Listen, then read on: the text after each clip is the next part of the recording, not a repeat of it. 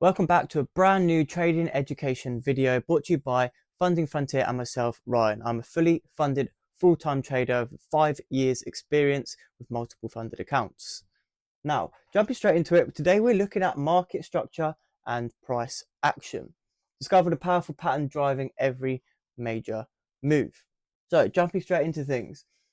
What we're going to be looking at is advanced support and resistance concepts. So, what is a support? To begin with, we all need to know what a support is and what a resistance is. So, a support is formed on a particular area of the chart where candles are most likely going to start forming a rejection area, start closing and forming bullish. So, looking for that rejection area where candles are going to start forming bullish. Okay, and resistance is exactly the same, but you're going to be looking for a particular area on the chart where candles are most likely going to start forming a rejection area and candles are going to form bearish. Okay, so essentially you've got your bullish candles forming a rejection area, and then you've got your resistance, and then in between that area is called a period of consolidation, or we call it the range. But what we're going to do, the best way to keep your support and resistance concept so advanced is to keep it simple. Now, people can overcomplicate strategy so much, and yes, there are going to be bits within trading strategies where you're going to have a bit more of a mastery into it, right? But who's to say you have to make it so complicated? Why are we not just keeping things as simple as possible? Let me say this to you right now. So we have two traders. We have two concepts, okay? Trader A and Trader B. Trader A made $5,000 in January. Trader B made $5,000 in January. Now, Trader A just uses minimal indicators, minimal marks on his charts, and he knows exactly what he's doing, and it also could be a she. Trader B, let's say this girl uses 10 indicators. She uses 3 different strategies combined into a hybrid. Trader A, Trader B made the same amount of money. What concept are you going to go for? The simplistic one or the one which causes a lot of stress and a lot of hassle? What are you going to do? You choose. Trader A or Trader B? Well, every single day of the week it's going to be Trader A. Trader A is using a simplistic concept. He's getting $5,000 a month. Trader B using a really complex system and getting the same amount of money. No one in their right mind is going to choose the option to make it more complicated. So the best way to make it so effective is to keep it simple. So what I'm going to do, we're going to dive into an example on the charts right now. Hopefully you can see this okay. But essentially, like we said, we're going to draw out our most recent support where we started forming, you're looking at this example here, where we started forming candles, a rejection area, and the candles started forming bullish, right? So we had our rejection area, we formed a bullish candle. As you can see, the bearish candle coming down here, and then the next candle formed a bullish candle. This forms the support, right? And this is where we said candles are most likely going to start forming bullish, and bang, we did. Then you have to mark out your most recent resistance, which is here. So this is, again, the rejection area where we started forming bearish candles. So now this area here, let me mark that out, this becomes the period of consolidation, or this becomes our range, okay? Now, the best and effective way to use your support and resistance to entwine it into a strategy is to simply wait for the market to tell you which direction it wants to go. How do you know which way the direction is going to go, right? Simply sit on your hands and wait. You've got your range, you've marked out your most recent support, you've marked out your most recent resistance, right? Another key thing that you have to do when marking out your range, do you have clean candles to the left? So mark out your support. Do you have clean candles to the left? Yes, we do. Looking down here, clean candles to the left. Lovely, clean candle. What about above our resistance? Looking left, do we have clean candles? Yes, beautiful clean candles. What I mean by clean candles is the same candles all going in one direction. not choppiness, bullish, bearish, bullish, bearish, bullish, bearish. It has to be bullish, bullish, bullish, bullish, bullish, or bearish, bearish, bearish, bearish, bearish. You get the idea. We do have clean candles either side of our newly formed range. You might be saying, but Ryan, this was our most recent resistance at this area here. Why did I mark it up there? Well, again, that's because, is there clean candles to the left? Yes, I marked out my most recent resistance. Is there clean candles to the left? No, we've got this horrible wick fill here, and then we come back, bang, up to our next resistance. So that's not clean candles.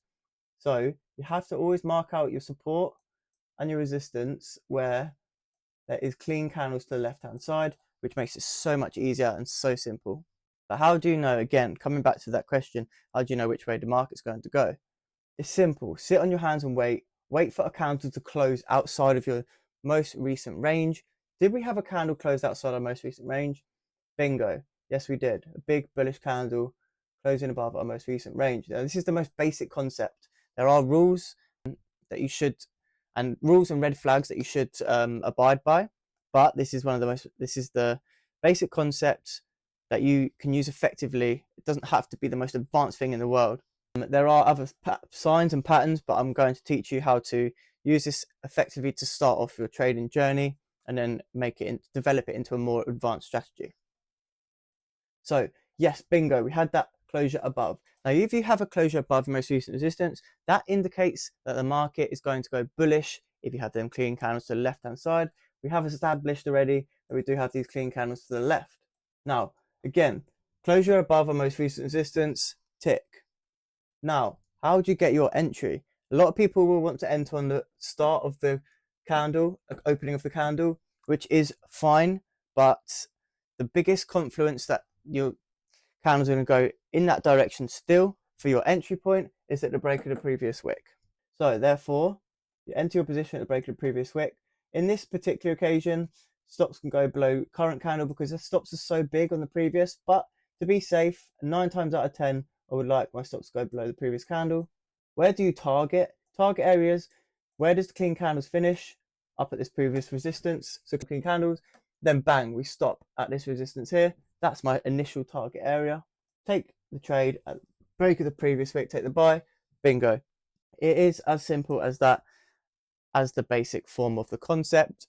If you can stick to that, start getting experience around that area, then you will succeed in the long run. You have to develop more things. Now, I mean, a red flag for me is if we've moved from the bottom of the range to the top of the range and got the closure. That's actually a bit of a red flag for me. But in this particular instance, we did grab this liquidity below the support first, which gave, as you can see here, this wick down below the support, grabbed liquidity, which enticed the drive up. So I did like that particular trade a bit more. Now, going back to our slides, the fake out. So there are going to be times where you will be done by a fake out. What does that mean? What does a fake out mean? You can actually use this to your advantage, using support and resistances to your advantage, and use this concept of the fake out. Now, say you've got your candle closure outside the range, like we just did with that example, but then the next candle closes back in the range. So you've taken the trade at the break of the previous wick, but the next candle then closes back in the range. You've been done by a fake out. It's very, very hard to determine when a fake is going to happen. It's nearly impossible because the markets will decide what they want to do, but you can take advantage of the fake out. Now, if you have a fake out, so you've had the breakout, the next candle then closes back in the range. So this is our range. We've closed back in the range down here. Okay, that's the fake out indication. Now, if you then use this to your advantage, so you might have taken a loss off of that trade, but you can then use it to your advantage. If you close back in the range, there is a higher probability that at the break of the previous wick, when you get the fake out to the opposite side, that you're going to fill the rest of that range. Okay, and then there's also a good probability that after you fill the rest of that range, that price will continue in that opposite direction. So you can make the most of that fake out opportunity. If you've taken a loss, call it, that's okay. The next candle then closes back in the range, take advantage of it. You've been done by a fake out, accept it. But then you can admit that your bias was wrong.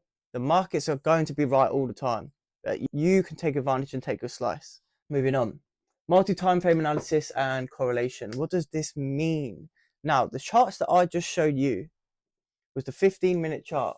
Now, that is what I tend to execute my positions on the 15-minute chart. However, do I just look at that chart? No, I have to see and use multi-time frame analysis and correlate them together, okay? What I mean by this. So 15 minutes, 15-minute, half an hour, a 15-minute, 30-minute time frame, 1 hour time frame, 4 hour time frame, the daily time frame, and the weekly time frame. 6 time frames that I look at every single morning when I draw up my analysis. 6 time frames, not just one, 6. Now, if I'm going to take a trade, I'm going to want the majority of them time frames to add up when I take my trade. What do I mean by this? Now, you have to have your daily bias, right? If you have got a daily bias that you're bullish, right? We've broken out of a range. That's, for example, on the daily. We've respected the previous low on the daily and we continue up on bullish. So in your head, you should be thinking buys. The weekly is also bullish. The daily is bullish. So in your head, you've already got the daily bias is bullish. So you should only really be looking for buys unless the market tells you otherwise. Then you go down to the 4 hour. Are we bullish on the 4 hour? Have we created a nice bottom wick on the 4 hour to then continue driving up? Then go down to the 1 hour for your trade. Again, are we bullish on that? Have we got a bullish uptrend? Have we got a closure above a most recent support or resistance? Again, then go down to the half an hour, which I do execute some trades on as well. Does it make sense? Does it add up? Now, and then go on to the 15-minute and you can execute your trade. Why do you need to use this? Because if you're just looking at the 15-minute and you've got a closure above your most recent support, most recent resistance, and it's telling you we should go bullish on that 15-minute time frame. But what if the half an hour, the hourly, and the 4 hour, what if the overall trend there is actually bearish, but you've just got a closure above on the 15-minute? So you've got one confirmation against 4 confirmations of the red flags. Green flag, red flags. Let's say, just for an example, you went to an unknown town you've never been to before, and you've heard about, someone tells you, oh, can you go and buy this shiny red apple for me in the shop, right? And take a bite out of it. Then there's a group of 5 people. One person tells you to go and buy that apple and take a bite out of it. Then the other 4 people whisper in your other ear and say, don't go and buy the apple. It's overpriced and it doesn't taste very nice. Okay, so you've got one person over here telling you to buy it, and you've got 4 people over here telling you not to buy it. What are you going to do? You've got to go with the majority of the people, the majority of the confluences, the majority of the confirmations.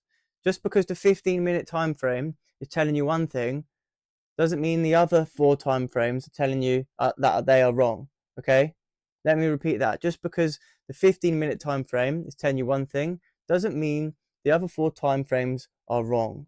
You have to go the majority. Go with the daily bias and go with the majority of the time frames. So you have to, the more time frames you've got in your favor, the bigger the confirmation, the more likely your trade will play out.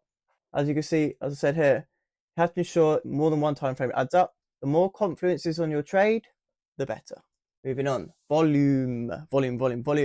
In order to trade like this, in order to trade in majority of strategies, you have to have volume. Volume is needed in the markets, but what does this mean? Where does it come from? How am I going to know when you've got volume? So there's 3 main sessions, right, when you're trading in the day. Asian session. The Asian session is known for very low volume. You have a tendency to see in the Asian session, you will have a tendency that you'll get barcoding candles.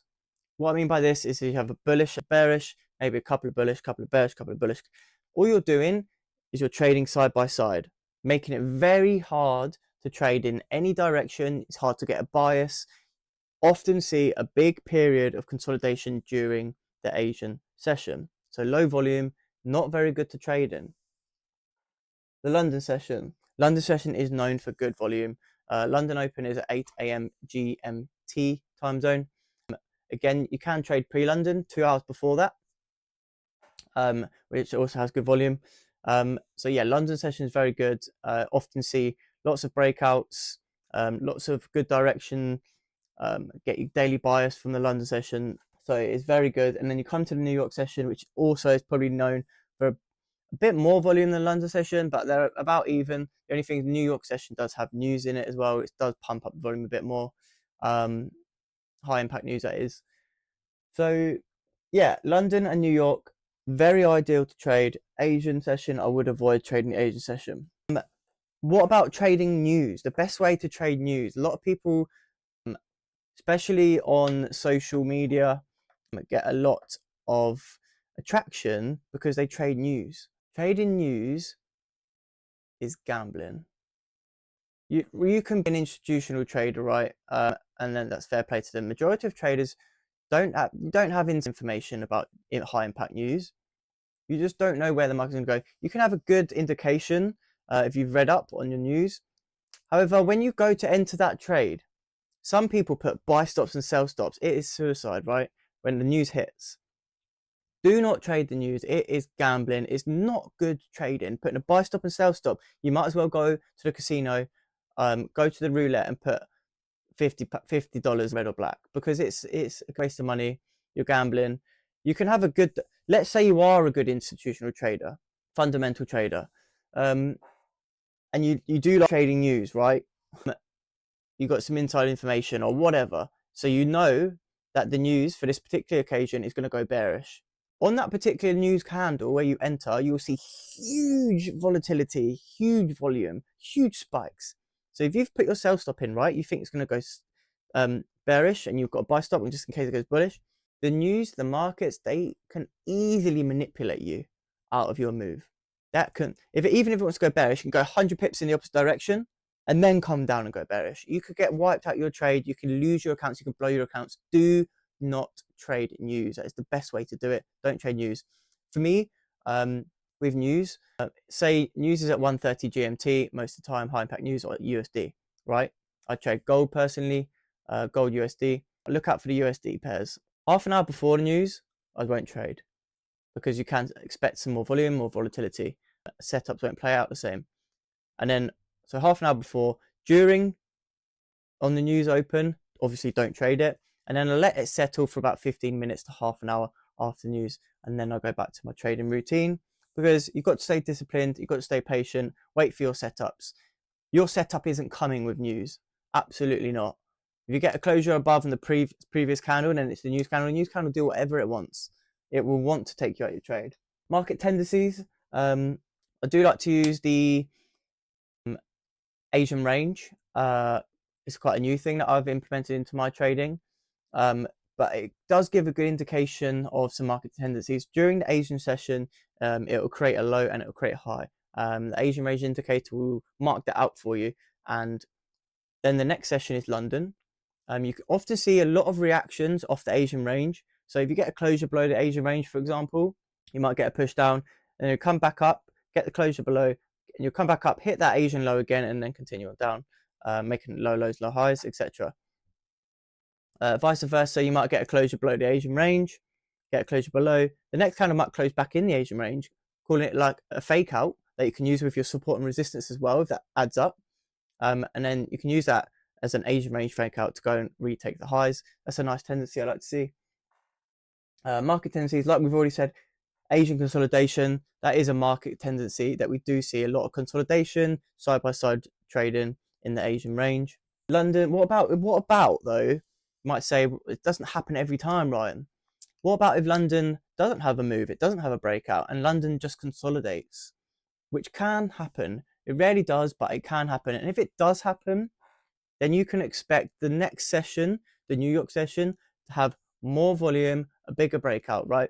So what I like to say, the bigger and longer the consolidation, the bigger the breakout.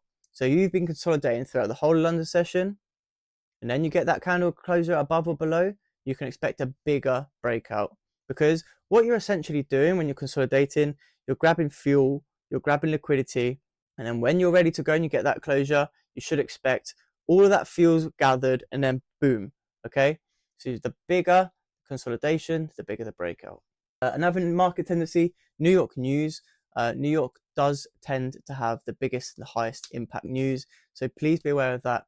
Lots of websites out there where you can check news, and obviously do not trade it. And that concludes the video. For this session. I hope that's been really helpful. There's loads more trading education. There's more to support and resistance. It's not just as basic as that, but there is loads more. So please stay tuned, stay active on the Instagrams. Please don't forget to like and subscribe to the channel, and don't forget to follow Funding Frontier on Instagram at Funding Frontier, and myself at Ryan Cruz FX for more trading education content. I will see you on the next one.